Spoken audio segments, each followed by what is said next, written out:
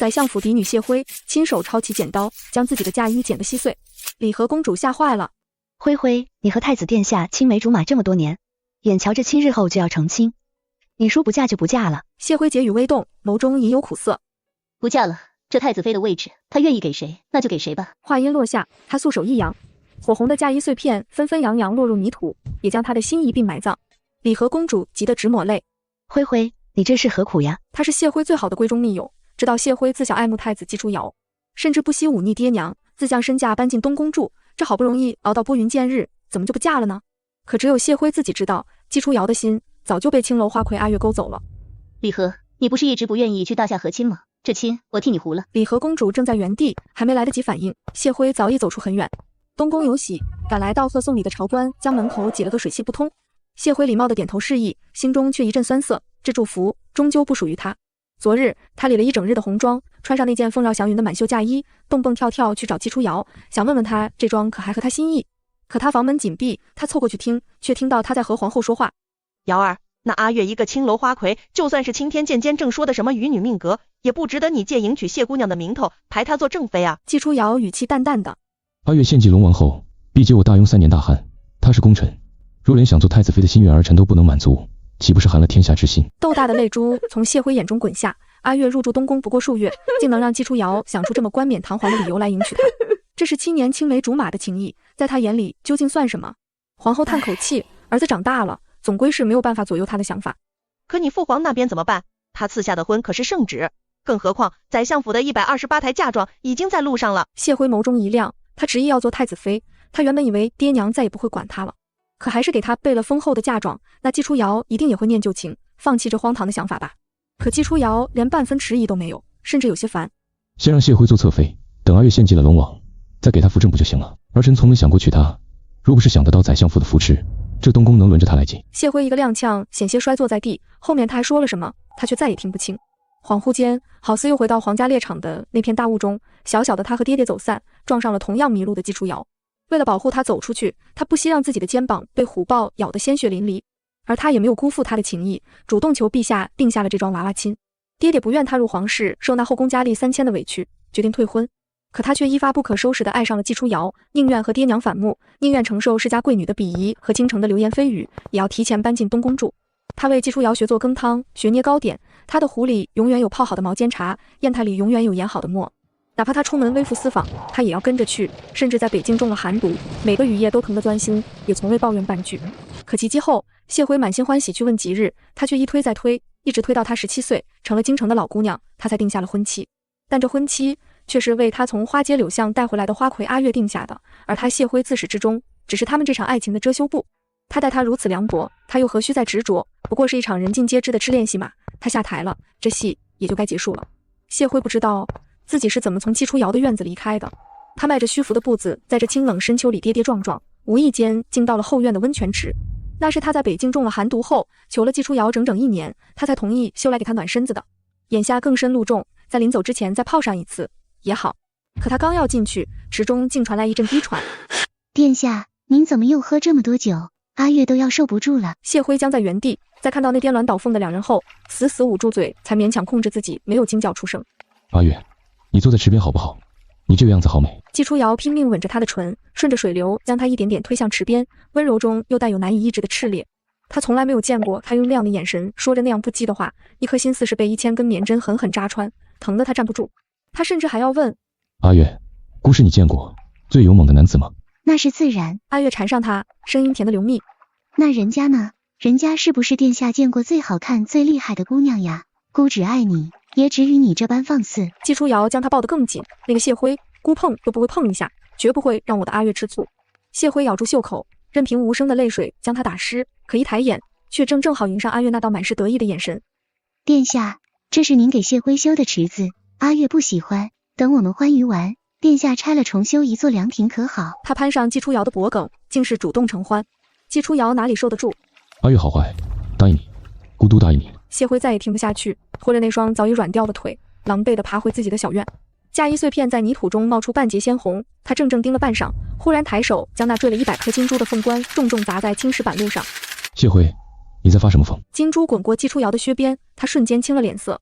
大婚将至，你又是捡嫁衣又是摔凤冠，在膈应谁？冰冷的语气砸在他心口上，他却不似以前那般恐慌，甚至连眼神也没赏给他一个，只静静坐在那。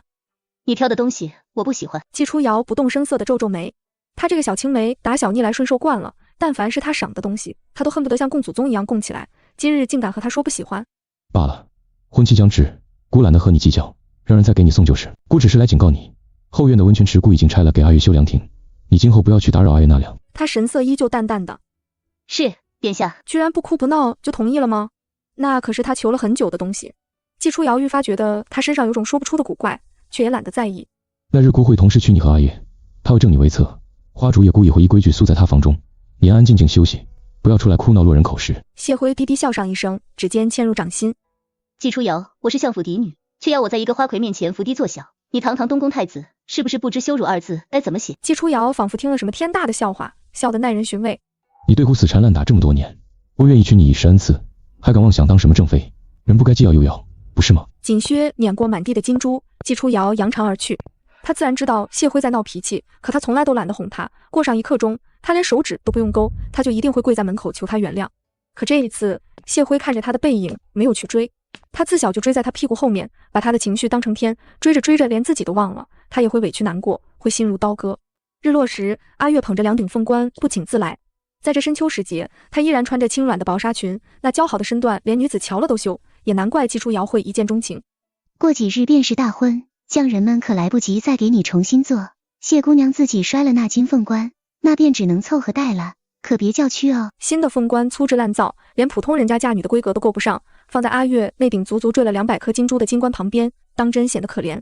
见谢辉脸色不好，阿月娇媚一笑，挑了挑他那尖尖的柳叶眉。哎呀，还在想人家和你的小竹马在温泉池寻欢的事呢，都怪殿下，就喜欢玩些露天的，坏得很呢。殿下他也真能忍，明明都被撩拨得不行了，还硬要把池水换上一遍才肯让我进去。他说谢辉泡过的地方不干净。谢辉一个世家贵女，知书达理，哪里听过人讲这么不要脸的话？他强忍住心底那翻涌的不适，起身送客。我并非如你一般不知廉耻，凤冠收下了，我就不送了。阿月笑盈盈地拿出糕点盒，主动吃了一块桂花糕，又递到他手边一只茯苓酥。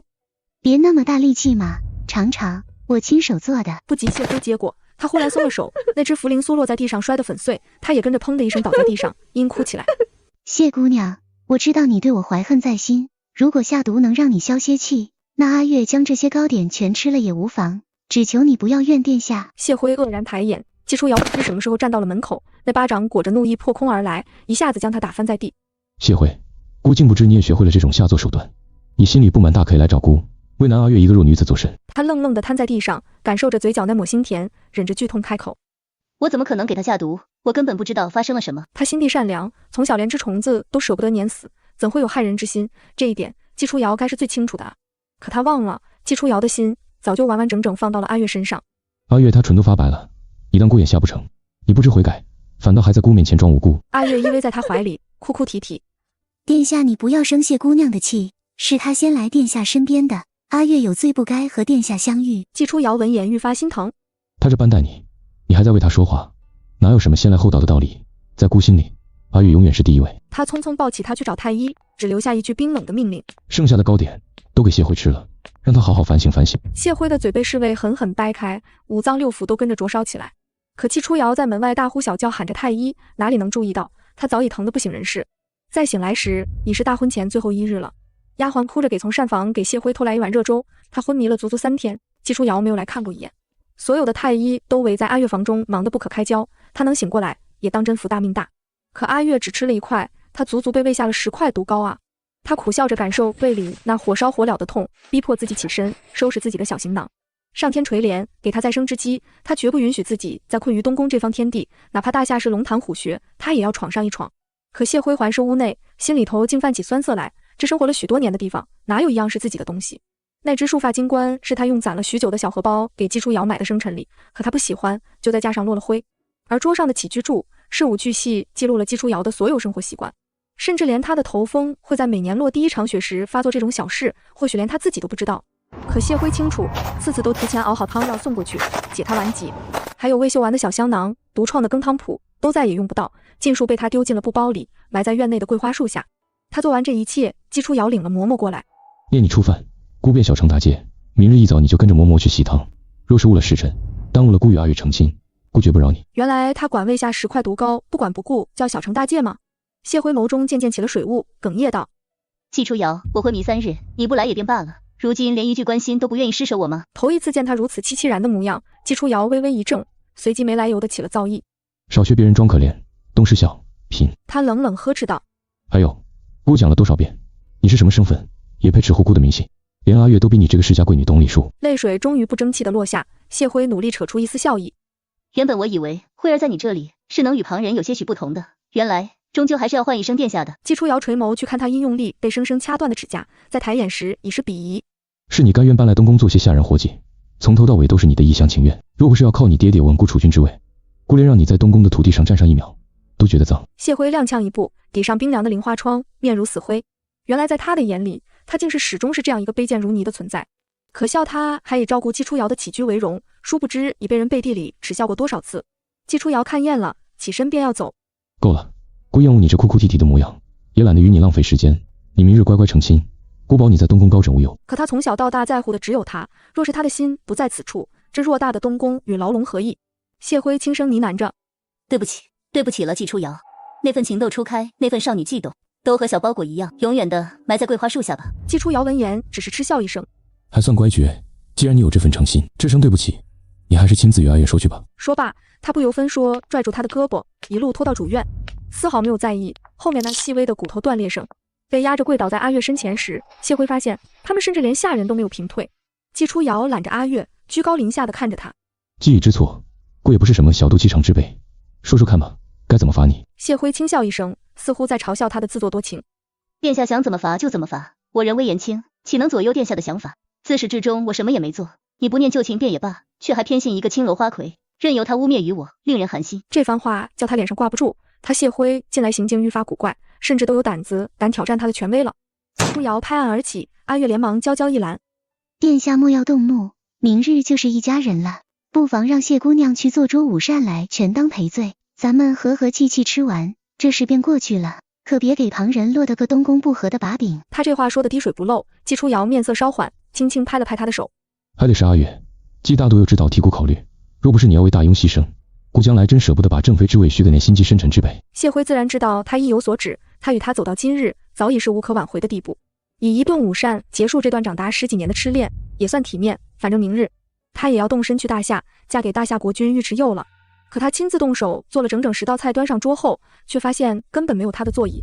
季初瑶睨他一眼，冷声道：身为侧妃，为阿月不才是天经地义之事，你今日便好好练练吧，免得以后丢东宫的人。对上阿月笑盈盈的目光，巨大的屈辱感几乎将谢辉淹没。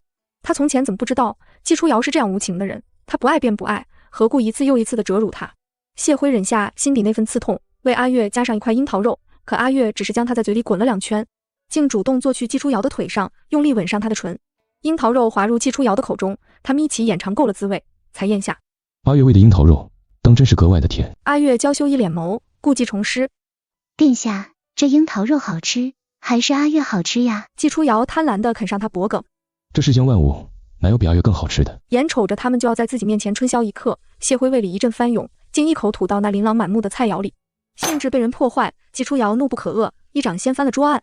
谢辉，姑近来是不是对你太过放纵，叫你如此无法无天？见他罕见的发了大火，谢辉也只是静静地看着他，他的眸中心中已满是阿月的身影。他那么爱阿月，对他做出什么他都不奇怪。那又如何？殿下要杀了我吗？谢辉轻描淡写的语气彻底将季初瑶点燃，他拔剑抵在他脖颈，可那剑尖在他颈上划出阴阴血痕时，他心底却不知被什么东西刺了一下，竟有些痛。阿月见状连忙去拦，娇声劝道：殿下息怒，明日就是大婚了，这般紧要关头，可不能闹出人命来呀。季初瑶冷哼一声：若不是姑不好与父皇和谢相交代，你早就是孤魂野鬼，滚出去跪着好好反省。双膝挨上冷硬的青石板，谢辉独自跪在萧瑟秋风中，听着屋内重新响起的欢愉声，顿觉凄凉。他来过无数次的主院，终究不属于他，他就应当像一个外人，不该窥探季初瑶的心，不该为他研墨，为他添衣，不该放纵自己在他剑眉星目中沉沦，活生生落得今日的下场。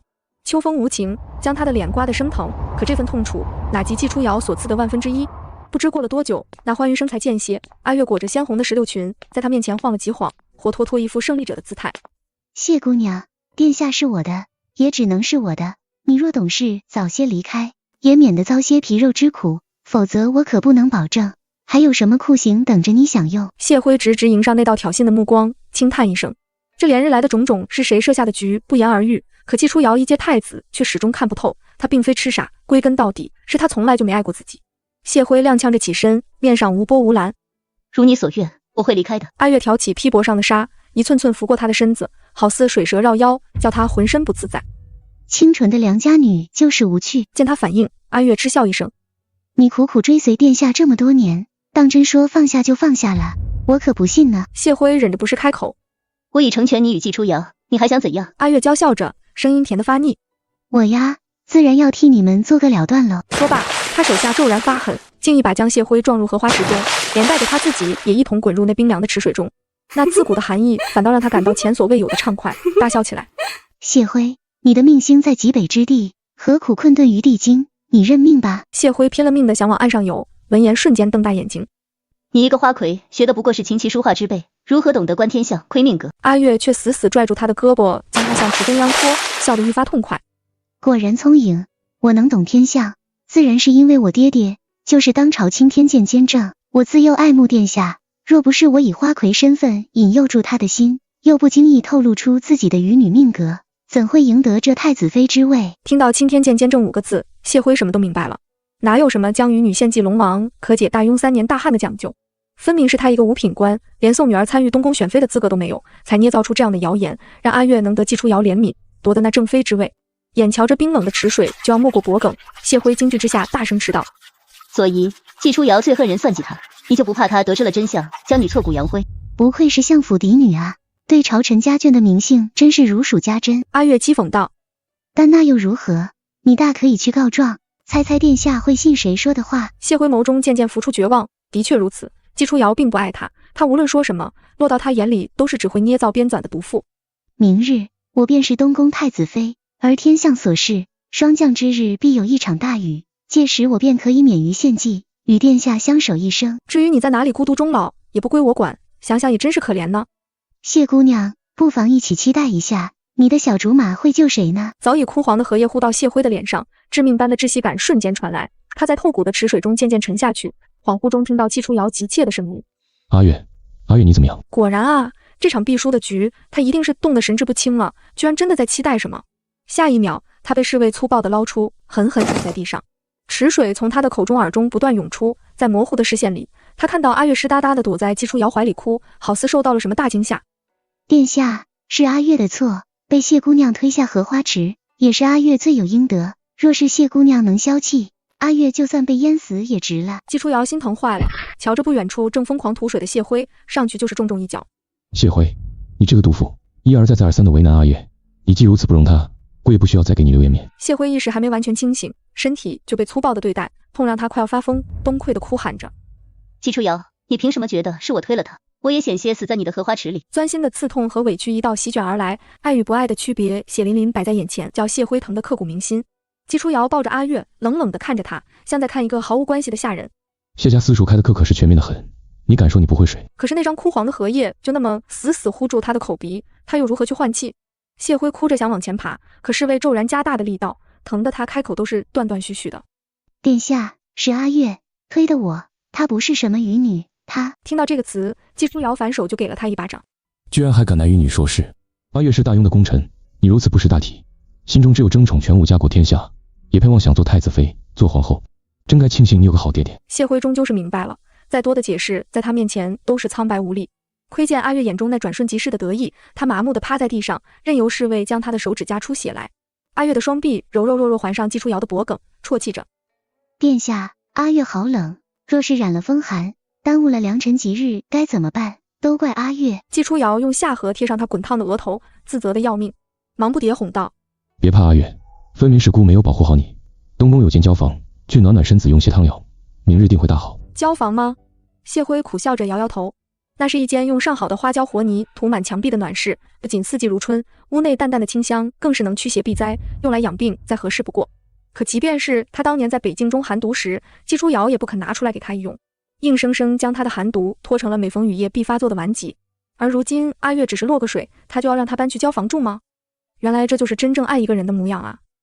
殿下，让谢姑娘也一起住进来吧，她也染了风寒，明日也是她的良辰吉日。阿月这话即便没说明白，季初瑶也心知肚明。东宫喜帖上用金墨写着的名字是谢辉，整个帝京也皆知明日是东宫太子和相府千金的大喜之日。若是谢辉病倒了不能来，他又如何行那偷天换日之策？他看着谢辉无力地瘫倒在那一小片血河里，喉头莫名酸涩，但依旧是淡淡下了命令。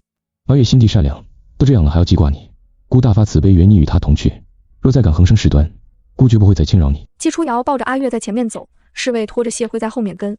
他的泪水淌了一路，融入东宫的泥土里，这或许也是他留给这片土地最后的记忆。躺在满室的温暖里，服下上好的汤药，阿月很快恢复了清明。他挑挑眉，走去仍高热不退的谢辉跟前。我绝不允许你们之间还残存半分情谊，事实证明我做到了。你如今在他眼里连颗沙粒也不如，就放下那虚无的幻想，老老实实配合殿下完成明日的大婚吧，对你对我都好。谢辉睁不开眼睛，意识仍是混沌，可他听到这样一番警告，却不自觉微微勾了勾唇角。大婚，主角都不在了，他倒要看看季初瑶如何能扶那阿月做太子妃。翌日天还未亮，谢辉就被嬷嬷扶起来梳发髻里红妆。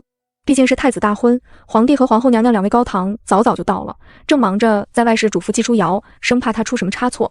谢辉换上嫁衣出来时，皇帝眼前一亮，连连笑道：辉儿这孩子端庄大气，真不愧为天家儿媳，朕怎么瞧都喜欢啊。他不敢怠慢，盈盈下拜。辉儿恭请陛下，皇后娘娘圣安，也谢过陛下和娘娘多年的照顾。皇后娘娘也上前握住他的手，夸赞道：好孩子，你们相爱多年，如今也总算是修成了正果，瑶儿可要好好待他，莫要辜负这番情谊。他心里头清楚，季初瑶今日是要将那花魁阿月扶为正妃的，可过不了多久便是献祭龙王的日子，届时天降大雨，陛下心中欢喜，也定不会怪罪瑶儿，反倒会称他心怀天下，礼待功臣。季初瑶拱手一礼，淡淡应了。母后放心，儿臣定当不离不弃。谢辉静静看着他喜袍加身，高大俊朗的模样，曾经憧憬过无数次的场景得以实现，却在心底再泛不起一丝涟漪。是的，她是相府嫡女，背靠宰相府，他自然会对她不离不弃，利用她来丰满自己的羽翼，但他不会再给她这个机会了。皇帝轻轻颔首，去吧，辉儿先去前堂等，让瑶儿去迎迎宾客。这吉时，过不了多久就要到了，该抓紧搁。谢辉跟着季初瑶穿过回廊，忽然开口：殿下，你今日娶的，当真是我谢辉吗？季初瑶脚步一顿，随即浮上3分不耐。你日日都盼着与孤成亲，如今这嫁衣都穿上了，又在矫情些什么？大喜之日，莫要给孤找不痛快。谢辉却站在原地，定定地看向他。那如果我今日就是不想嫁了呢？季初瑶嗤笑一声，全然没当回事。谢辉，你昨日高烧烧糊涂了不成？全逆京都知道，你想嫁孤都快到了恨嫁的地步，孤同意赏你个名分，还不满意？不过想想他那么爱他，爱到宁愿换上嫁衣站在这里去成全他和阿月，他多少还是缓和了些脸色。你去喜堂的内室等吧，过去瞧瞧阿月，大婚之后你想要什么赏赐，孤都一并给你。他转身离去，喜靴一步步踏在游廊的檀木上，却永远再踏不进他心里。谢辉独自立在风中，看着他的背影，轻声呢喃着：季初瑶，你既如此薄情，我们间的爱恨纠葛便由我亲手斩断，如你所愿，你不会再看到我。明明身处阿月的暖阁内，季初瑶却忽然冷得一个哆嗦，连亲手替阿月插上的凤簪都歪了3寸。谢辉并没有一言去喜堂，他缓缓走去了东宫的后门处，密友里和公主正在那里等。辉辉，你当真决定好了？我的确不愿去霍亲，可我更不愿你带我去大夏受苦。可大夏再苦，却没有季初瑶，他只想忘了这一切，重新开始新的生活。谢辉笑着颔首，这是我自己的决定，李和，我们余生天各一方，各自珍重。他摘下那顶粗制滥造的凤冠，没有半分犹豫，坐上了前往大夏的车辇。殿下，凤簪歪了。阿月娇嗔一声，季初瑶默了默，他不知为何，终于能迎娶阿月了，他却忽然全无欣喜之意，只觉得心里头空落落的。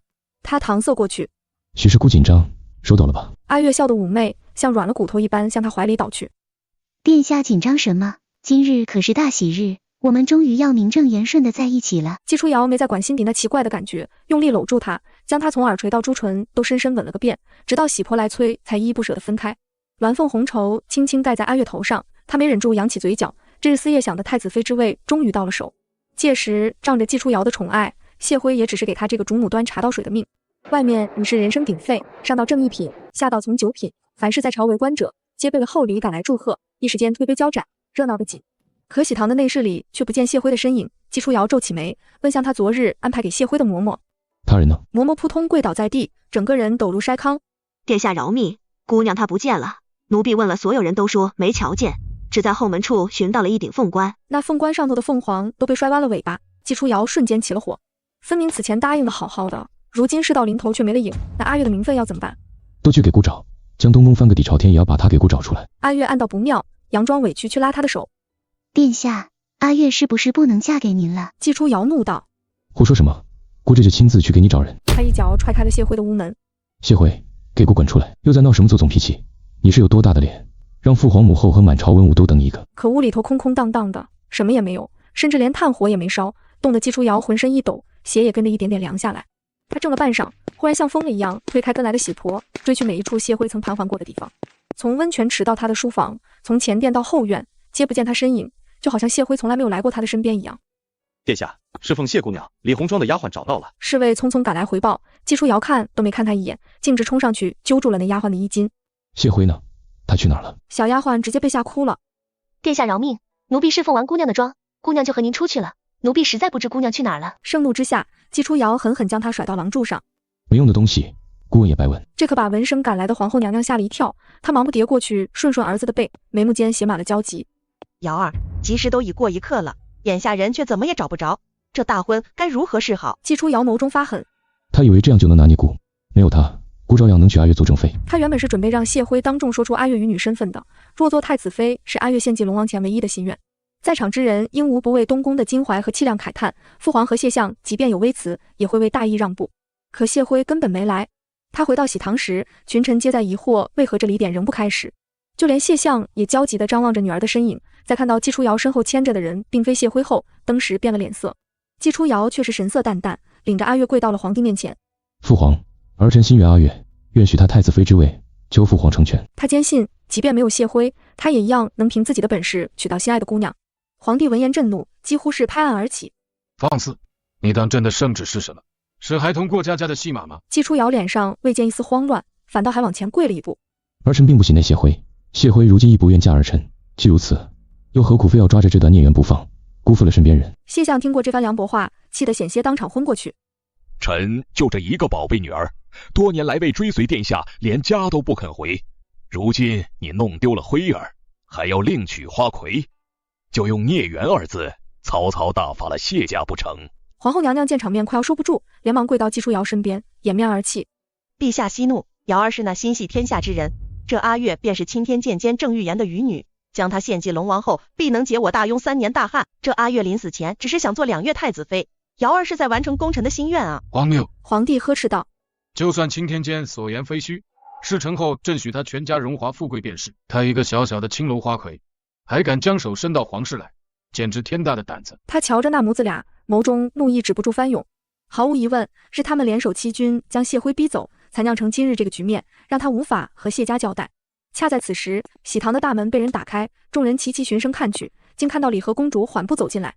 皇帝简直不敢相信自己的眼睛。李和，你今日不是要去大夏和亲吗？如何会在这里？李和盈盈下拜，含泪指向季初瑶。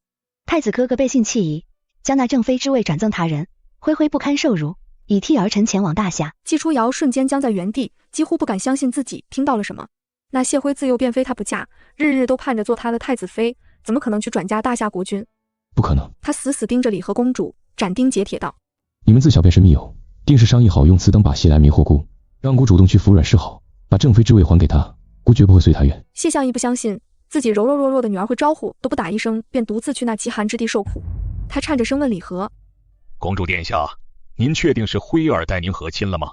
李和公主落下泪来，哭道：谢伯伯，辉辉希望您保重身体，天寒了要加衣。季初瑶皱起眉，似乎妹妹哭哭啼啼惹了他心烦。走便走了，走了正好，他不在，儿臣便将这场大婚风风光光还给阿月。虽是口中这么说，他心底却是一股难挨的酸涩。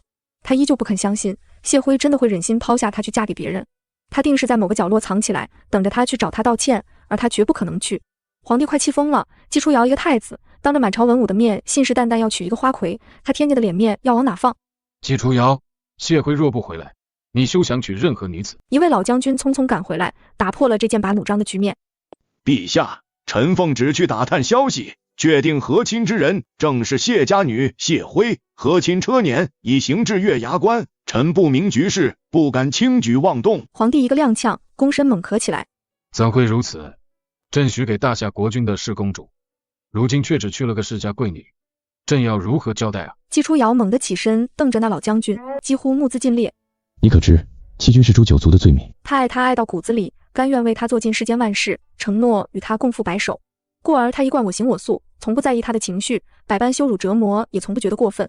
只因他笃定谢辉无论如何都会陪在他身边，可他却真的走了，真的离开他了。季初瑶跌跌撞撞地往外跑，阿月吓坏了，盖头一扔便追上去。殿下，您要去哪儿？您不娶阿月了吗？话未说完，他就被狠狠甩到了石墩上。季初瑶半句也不想听他哭，什么娶不娶的，他眼下只想将谢辉找回来。月牙关外，谢辉迎着呼啸的烈风向北边远眺，这里就是大雍与大夏交接和亲车辇的地方了。他这几日没日没夜的让车队赶路，只求能快一些逃离那片伤心地。公主此去在无缘故土，愿您多保重，大雍子民皆会感念您的功德。送亲的将士并不识得礼和公主的样貌，自然觉不出什么异常。谢辉只是淡淡颔首以示回礼，心里头却泛不起什么波澜来。10余年的爱恋被他亲手埋葬，他并不觉得遗憾，唯一有愧的便是真心疼爱自己的爹娘。好在还有兄长能带他承欢膝下，能稍稍缓解几分痛楚。大夏的车队在日升时到来，简单的交接过后，谢辉便被人搀扶上了一国的马车。对上一双深沉的眸子，谢辉才惊讶发觉，这车内竟还坐了个清俊疏朗的男子。他并未料到大夏国君尉迟佑竟会亲赴月牙关接亲，也没有想过他不但年少即位，样貌也是一等一的好。尉迟又没有主动搭话，只是目光扫过他那双葡萄眼时，眸中有一闪而过的讶异。谢辉被安置在了一间上好的暖阁中，屋内陈设虽称不上金碧辉煌，却也是温馨宜居，能看得出来是用心布置过的。后院是一大片温泉池，竹柏屏风将北风挡得严严实实。谢辉瞧了许久，喉中莫名发堵，原来这温泉池不用伏地做小球上的1年半载，也一样能拥有的啊。他安安静静泡进去，刚洗完了一身的疲惫，晚膳便被侍女送来了，竟是熟悉的大雍菜色，甚至比季初瑶给他的还要好。侍女微笑行礼，这些都是我们王上为殿下提前备好的，怕您住不惯吃不惯，王上可是费了好一番心，您今夜早些休息，3日后封后大典完毕，您就是大夏的王后了。谢辉心下一暖，眼眶微微泛了红，除了爹以外，还从未有第二个男子待他这般好过，好似生怕他远道而来受委屈，叫他忽然觉得北境的风也没有那么凉，远比东宫温暖千倍百倍。用完膳，他刚要歇下，尉迟又却不请自来，将一束开得正艳的腊梅放到他床头。谢辉的心控制不住跳起来，脑中也止不住发懵，他怎么知道他最喜欢在床头簪花？这并不是礼盒的习惯，还是说尉迟又只是误打误撞撞上了？他强压下那股慌乱，佯作镇定。谢王上，这梅花开得真好。喜欢便好，自古好花配美人。尉迟又声音很是温润。怕你水土不服睡不好，本王在花里添了些助眠的香薰，不过也没关系，很快你就宿在本王房里了，本王会照顾你。谢辉听得耳根都红了，以往他眼里除了季初瑶，再容不下第二个男子。他一定是完全不喜欢季初瑶了，才会对眼前人有莫名的悸动。尉迟又好温柔，温柔的让他几乎招架不住。可若他知晓他并不是礼盒呢？季初瑶最不喜被欺骗，那他必然也是。届时他还会这么好好和他说话吗？谢辉低下头，小心翼翼取出那枚绣了一路的小香囊，香囊上那只猛虎被他绣得栩栩如生，同眼前人一样雄壮。送本王的。尉迟又眸中染了笑。依你们中原的习惯，本王是不是可以理解成定情信物？他满意的看着谢辉的脸，瞬间通红，羞得几乎能掐出水来。他从来没想过，他今生还能遇到她，遇到这个在北京中了寒毒的漂亮小姑娘。季初瑶跑到城门口，过往人群熙熙攘攘，叫卖声不绝于耳，却全无谢辉的身影。和亲的车辇怎么会走得那么快？定是那将军在骗顾。可他派人去问了礼部兵部的所有臣子，得到的答案都是车辇已在月牙关与大夏完成交接。一想到他很快就要嫁给大夏国君，他莫名心如刀绞。可他并不爱他，他嫁给谁又与自己何干？怎么这心头竟是这么个难受劲？阿月追过来时，正看到季初瑶孤零零的背影，气得他直跺脚。殿下，那极北苦寒之地，人人避之不及，谢辉却上赶着过去和亲，会不会是他早就变了心，爱上了那国君？不管谢辉到底是什么心思，他都绝不允许季初瑶对他旧情复燃。殿下此前和他去北境时，不是和那尉迟佑有过一面之缘吗？听闻那尉迟佑高大俊朗，比殿下的身量还要高不少，怕不是那会儿他就移情别恋了。季初瑶心里有了动摇。阿月说的没错，这些时日谢辉的种种表现都很奇怪，甚至敢对他甩冷脸，定然是爱上了别人。可他一想到他那么炽烈的爱意忽然挪给了别的男子，他就胸口堵得慌。既然如此，姑更要找他回来，让他知道背叛姑的下场。阿月却抓住他的手，委屈道：可是今日是我们成亲的日子呀，殿下是不想娶阿月了吗？发生了这样的事，季初瑶早就没了心思，可看到阿月渲然欲泣的模样，也只得任由他拽着他往东宫走。皇帝和谢相仍铁青着脸站在那里，皇后娘娘跪在喜堂中央抹泪，满朝文武大气都不敢出一个。木已成舟，如今去和大夏说送错了人，无异于打大庸的脸。季初瑶拉着阿月重新跪下，声音隐有颓废。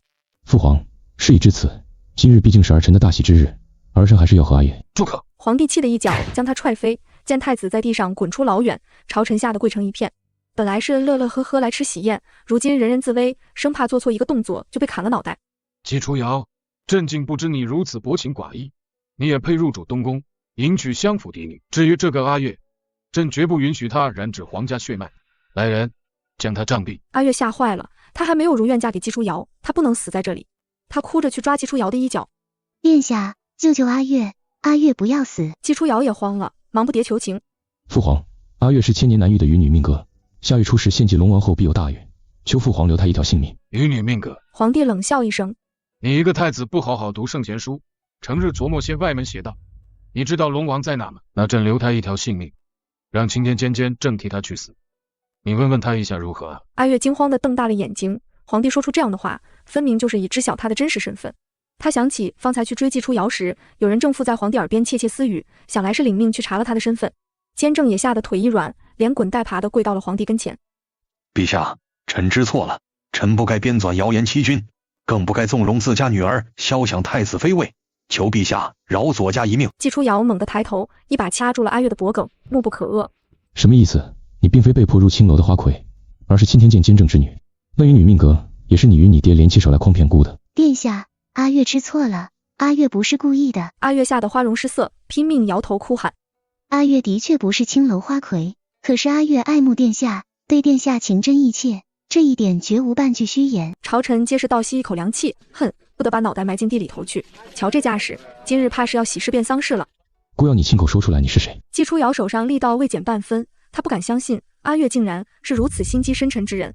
那此前发生的种种，是不是也是他在一直诬陷谢辉，直到将谢辉彻底逼走？殿下，我说我是钦天监监正嫡女左仪。他心中仍有侥幸，他笃定季初瑶爱惨了他，不可能仅仅因为身份造假就要了他的性命。我自幼爱慕殿下，可自知身份卑微，够不上东宫选妃的门槛，才想出如此下策。我是真的很爱殿下，绝无半点故意欺君之意，求殿下原谅我。那甜腻的嗓音原本能将他的魂儿都勾上天，如今每一字入耳都平添一分怒意。季初瑶自嘲般笑笑，眸中顿时发了狠，将他重重砸到洗台上，砸翻了10余罐女儿红。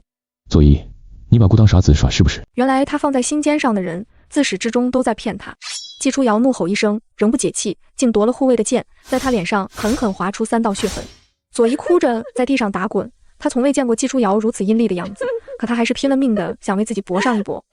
殿下，您说过会永远爱阿月的，阿月青楼花魁之身，殿下都未曾嫌弃，怎么忽然就这般薄情？难道是因为谢辉走了，殿下的心也跟着走了吗？季初瑶神情一滞，他的心怎么可能跟着谢辉走？谢辉替驾惹出的麻烦自有父皇解决，他只需要处理好左仪的欺君之罪。可不知为何，他听到谢辉的名字，心里痛得几乎要喘不上气来。够了！皇帝喝止了这场闹剧，传朕旨意，将左家全族打入诏狱，不日斩首。太子有眼无珠，酿下大错，杖30日，都散了。左仪浑身一抖，抓住季初瑶的锦靴，哭得梨花带雨。殿下，阿月知道错了，求您饶了左家，左家上下几十口人，不该因阿月而死啊！季初瑶狠狠甩开他，冷冷开口：你与姑之间再无情义，给姑滚远点。禁卫一拥而上，将他押去了诏狱。谢相冷眼看着季初瑶，重重哼上一声：辉儿对你的好，你从未放在眼中过，反而为了那左仪，将他逼入苦寒之地。从今日起，你休想再得到宰相府的半分助力，最好速速想办法将辉儿接回来。季初瑶没有反驳，任由执行官将自己一身大红喜袍脱下，被板子打在身上钻心的痛，却让他愈发清醒过来。谢辉围在他身边转了这么多年，没有做过任何不忠之事，是他痴恋的阿月辜负了他。刑毕，他疼得几乎走不动路，却不让任何人扶，拖着残躯一步一步蹭到谢辉的小院里。他并不常来这里，可每次来都有谢辉笑着跑来迎接他。他在他面前是一贯的天真无邪，纯粹又可爱，好似迎着春风肆意生长的一朵小桃花。只是这一次，院内除了秋风拂卷落叶的沙沙声，没有任何声响，也没有任何回应。谢辉的确是放弃了他。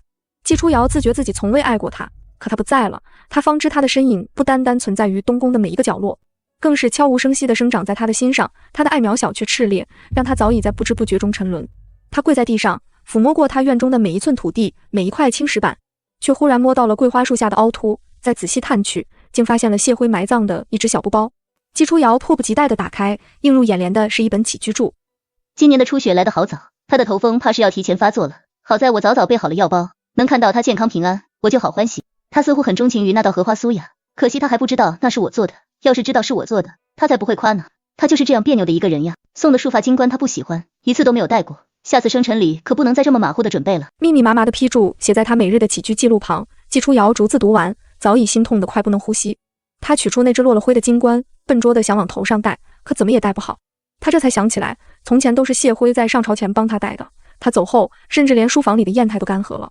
他想提笔写一道请罪折子，也无墨可用。这些事情说来小，可日日事无巨细的打理中，藏了他多少的爱意啊！她是全京城身份最尊贵的贵女，是谢相和谢夫人捧在手心上养大的千金，却任由他折辱了10余年，连个丫鬟都有月钱，可他什么都没有，唯有对他的一腔倾慕。季初瑶红着眼眶一样样翻看过去，魏晋的小香囊，精致的羹汤谱，直到看到埋在最下面的一本笔记，他终于崩溃了。我那般心悦于你，可你为何笃定所有的坏事都是我做的？是阿月自己吃了毒膏，却反过来诬陷我，也是阿月将我推下水，让我受尽十指连心之刑，还有许多我已疲于列举，或许不被爱便是最大的错。初瑶，若重回皇家猎场那次大雾中，我不愿再救你了。滚烫的泪珠滴在纸上，季初瑶呜咽一声，整个人倒在地上。原来他做了这么多伤他至身的事，却仍不自知。他从来不像阿月一样做些什么就赶着来邀功，他默默为他付出着，也默默承受着他给他的风雨，独自在无数个深夜品着那些青梅竹马的回忆，努力抠出一丝甜来支持自己坚持下去。再强大的心也受不住这经年累月的碾压。谢辉他并非变心，而是真的对他死心了。季初瑶收好这一切，缓步走向赵玉。左一见他来了，眼前顿时一亮，欣喜地扑向铁门。殿下，您来救阿月了是吗？他们打了阿月足足50鞭，真的好痛。阿月真的知道错了，今后定会安分守己，也绝不会找谢姑娘的麻烦了。求殿下带阿月回家吧。季初瑶毫无所动，只是冷冷勾起唇角。阿月，或者说是左一，你在温泉池中与孤温存，是故意让谢辉看到的吗？你自己吃下毒膏，却污蔑是他投的毒，是让孤嫌恶于他吗？你将他推入荷花池中，又自己佯装落水，是想让孤对他彻底死心吗？孤怎么从未发现你是如此心思歹毒之人？阴冷的质问劈头盖脸砸过来，左一吓得踉跄2步摔在地上。这些事情，原来季初瑶已经知道了吗？不是的，殿下，阿月只是太害怕失去殿下了。阿月好怕谢姑娘将您夺走。藤鞭破空而来，狠狠抽在他脸上，那3道被剑挑出的红痕还没好，在手上这么一击，顷刻间血流如注。左一还没来得及求情，那藤鞭便疯了一样的砸下来。他死死捂住自己的脸，那双手都被抽到入了骨，依旧没逃过容貌尽毁的命运。季初瑶打红了眼，最后一鞭竟生生抽瞎了他的眼睛，眼前的世界一点点黑下去，他哭到几乎断气。殿下，你为何要对阿月这般绝情？他明明说过，最喜欢的就是他这双好看的眼睛，像杏子一般又大又圆，笑起来像秋叶皎洁无瑕的弯刀月。可如今却亲手毁了他，让他成了一个不能自理的瞎子。季初瑶怒斥道：你愿孤绝情，你自己做的那些阴杂事又算什么？若不是你，谢辉怎会远赴北境？孤弄瞎你还算轻的。左一拳在草堆上，刺骨的疼痛让他快要晕厥，听了这话，却用尽全身力气大笑起来。季初瑶，你又是什么好东西？你做的烟杂事又比我少到哪去？你居然有脸把责任推到我身上，要不是你伤他至身，谢辉能走吗？你分明就是个彻头彻尾的伪君子。季初瑶整个人一抖，冰冷的寒意从头到脚窜了个遍。他说的没错，造成眼下这个局面的就是他这个伪君子，只是这罪他会一点点去赎，而左一他不允许他再在这世上苟活。3日后，左家无论男丁女眷，尽数斩首，全部家财冲入大雍国库，左家上下都要为你的一意孤行付出代价。说罢，季初瑶不顾左一在身后的放声唾骂，拂袖而去，纵马直奔大夏。从前是他没有想明白，如今谢辉走了，这剜心割骨般的痛无时无刻不再提醒他，这是爱，若是不爱，他又如何会痛？无论会惹出多大的麻烦，无论谢辉原不原谅他，他都要找到他向他道歉，亲自接他回家。大夏封后大典，谢辉被尉迟又牵着手盛装出席，喜堂的一切装潢皆与东宫不同，嫁衣的形制多添了几分大夏风情，可那做工却是一等一的雍容华贵。朝臣一眼便知，这是被王上真心对待才有的待遇。他的脸蛋因紧张微微泛红，其实来和亲前，他就做好了承袭风雨的准备。可谁知等着他的不是龙潭虎穴，而是温柔乡。也或许只是太过缺爱，才将尉迟佑的李代错当成关心。毕竟他不敢再爱了。小公主，请。尉迟佑含笑看向他，递给他一杯青稞酒。你自远方而来，便依大雍的习俗与本王共饮合卺酒吧。她这声小公主叫得风趣却不轻佻。谢辉红着脸饮下那杯酒，不禁开始后悔，是不是自己又一意孤行，抢了李和的好姻缘。